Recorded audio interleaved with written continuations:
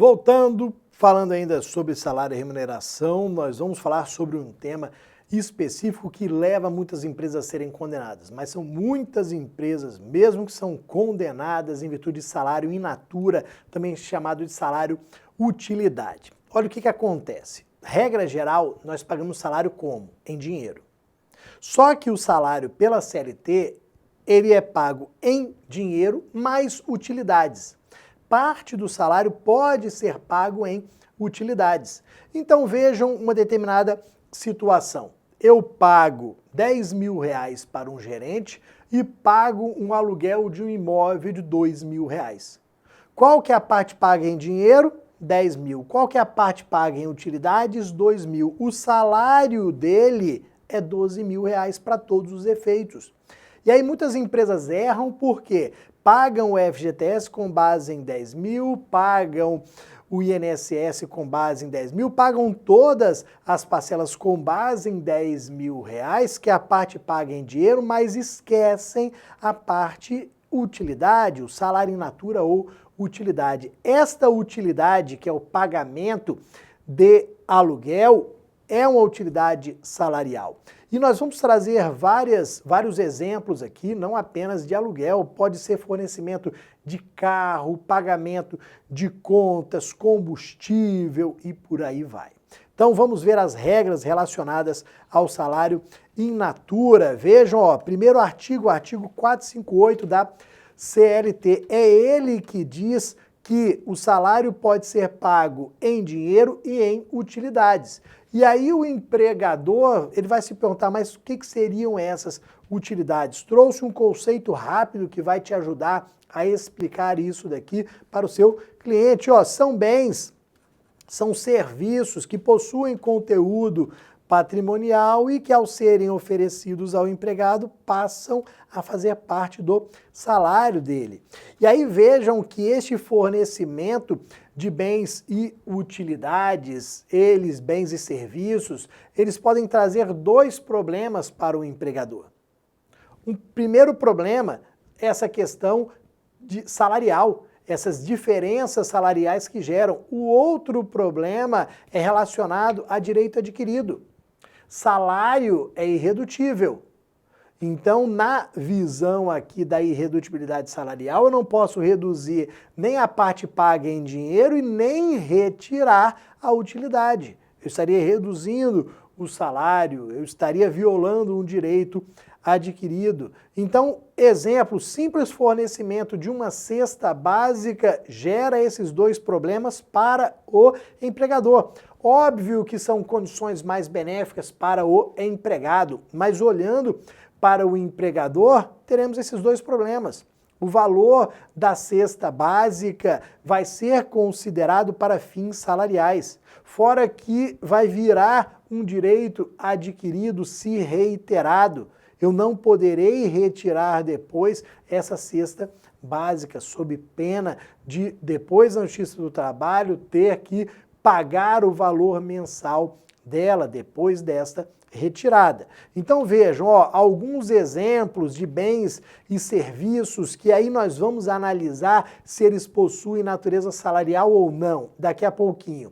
Porque uma coisa é fornecer um bem e um serviço. Você, advogado, vai analisar para saber se aquele bem, aquele serviço possui natureza salarial ou não. Ou seja, se ele deve ser levado em consideração para cálculo de FGTS, de INSS, se ele pode ser retirado ou não, ok? Como bens, serviços, como utilidades mais comuns no dia a dia e na jurisprudência. Temos aqui, ó, fornecimento de veículo, muito comum, pagamento de moradia, como eu falei para vocês, pagamento de combustível, algumas contas como celular, como internet, pagamento de conta de luz, seguro de vida, mensalidade escolar, etc. Vejam que todas essas daqui são utilidades.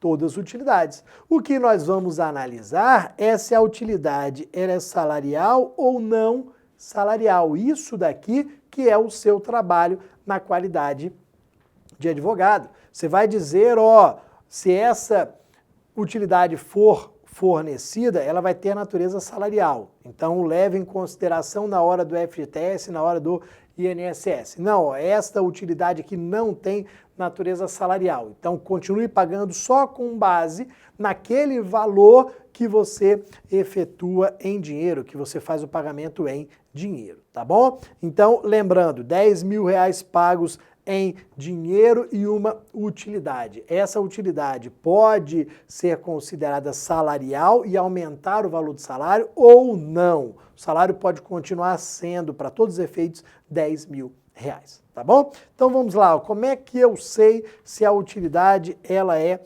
salarial ou não? Como analisar se ela é salarial ou não? Primeira coisa que você vai fazer, você vai no artigo 458, no parágrafo 2º. Você vai ver se aquela utilidade ela está ou não inserida no parágrafo 2º. Coloquei duas ali naquele rol que estão no parágrafo 2º. A empresa faz o pagamento da mensalidade da minha faculdade. Ou parte ou integral, mas faz o pagamento ali da mensalidade da faculdade. Esta utilidade, ela é salarial? Não, não é salarial. Por quê? Porque consta no parágrafo 2º. Se está no parágrafo 2º, não tem natureza salarial, porque já houve uma exclusão pelo legislador. E não vai haver discussão nenhuma no processo. O legislador disse que não há natureza salarial, acabou, ok? Seguro de vida. Previdência privada, não tem natureza salarial. Por quê? Porque estão também aqui no parágrafo 2º. Então, a primeira coisa que você vai fazer é verificar se ela está neste parágrafo 2º. Ela não está no parágrafo 2º. Fornecimento de veículo ou pagamento ali da moradia. Isso não está no parágrafo 2º. Opa, então pode ser salarial. Não estamos dizendo que ela vai ser salarial. Não. Ela não está no parágrafo 2º. Então ela pode ser salarial ou não. É isso que nós vamos analisar agora. E existe uma fórmula aqui que foi idealizada, que foi difundida pelo Sérgio Pinto Martins, que é um desembargador do trabalho famoso, talvez um dos mais famosos aqui, doutrinadores também de direito do trabalho. Ele idealizou, ele difundiu essa fórmula para nós sabermos se aquela natureza ela é salarial ou não. Então a empresa forneceu um veículo para o Bruno. O valor deste veículo, o aluguel mensal, a gente vai ver que a gente utiliza o valor padrão aqui do aluguel, o aluguel mensal daquele carro. R$1.000, R$1.500, tem natureza salarial ou não? Nós vamos analisar o seguinte, faça a pergunta para você. Esta utilidade, ela está sendo fornecida para o desenvolvimento do trabalho? É indispensável para o desenvolvimento do trabalho ou está sendo oferecida pelo trabalho como uma retribuição? Ó, na hora que eu estava contratando o Bruno, negociando a contratação do Bruno, eu ofereci os R$10.000, ele falou, ó, então eu preciso de um carro, porque o meu carro vai ficar lá em São Paulo, por exemplo, para eu vir aqui para Vitória eu teria que ter um carro. Então, para eu vir para Vitória eu teria que ter um imóvel. Então, vamos fechar em 10.000 mais um carro ou 10.000 mais o pagamento de um imóvel do padrão tal. Essas utilidades, elas são indispensáveis para o trabalho do Bruno? Não. Se não tiver o carro, se não tiver o imóvel pago pela empresa, o Bruno vai trabalhar? Vai. Ele vai tirar do bolso dele, do salário dele, vai ali alugar um carro, vai trazer o carro dele, vai tirar do bolso dele, vai pagar o aluguel do imóvel. Então elas não são indispensáveis para o desenvolvimento do trabalho. Elas são ali uma retribuição, elas estão sendo oferecidas pelo trabalho do Bruno. Nós temos uma súmula 367 do TST que trata disso daqui em relação por exemplo, ao carro, ao veículo. Se ele for indispensável para a realização do trabalho, ele não tem natureza salarial.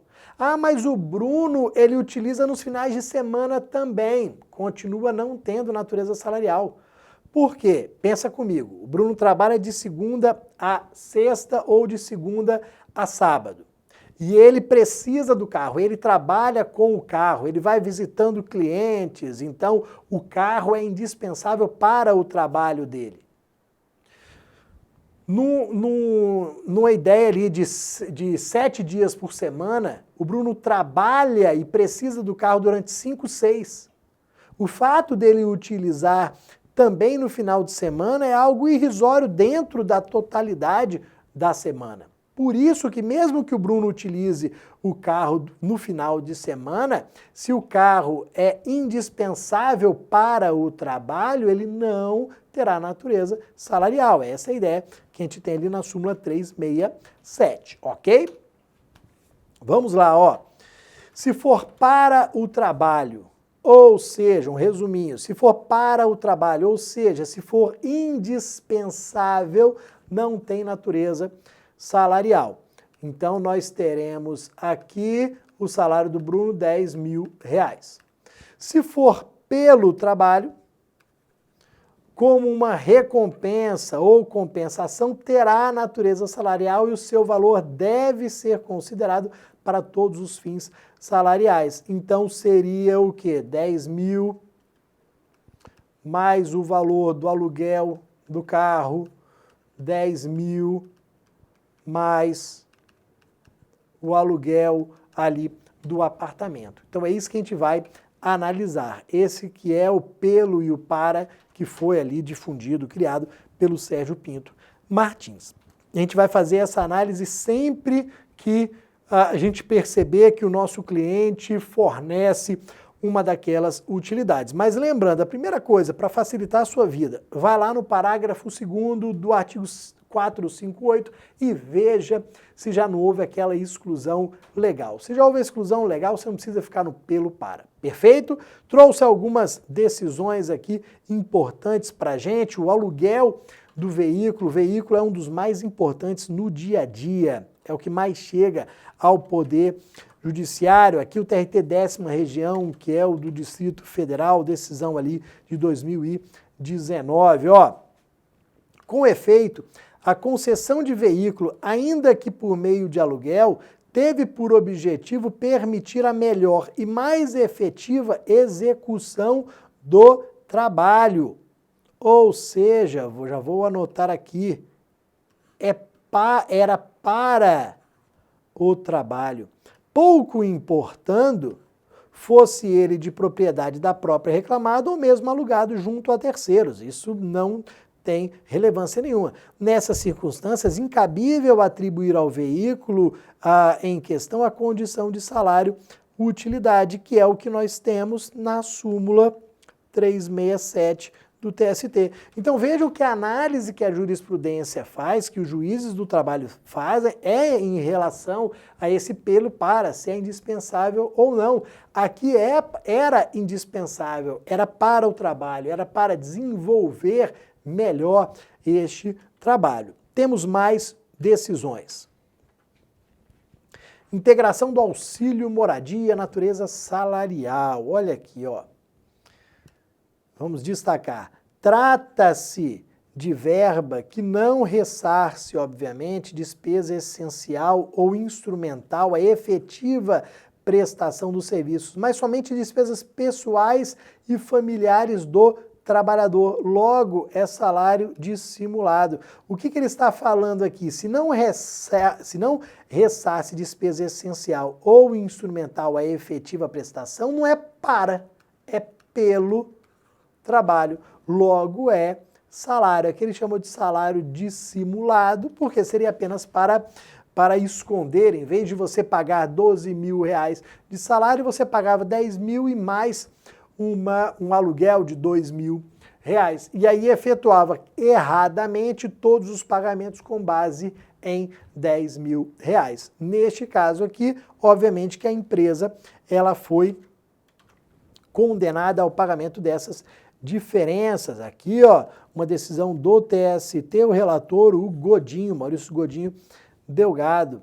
Ó, no caso concreto, a concessão do auxílio moradia não era indispensável ao contrato do trabalho, assim se configura como acréscimo salarial, possui natureza salarial, é salário realmente in natura.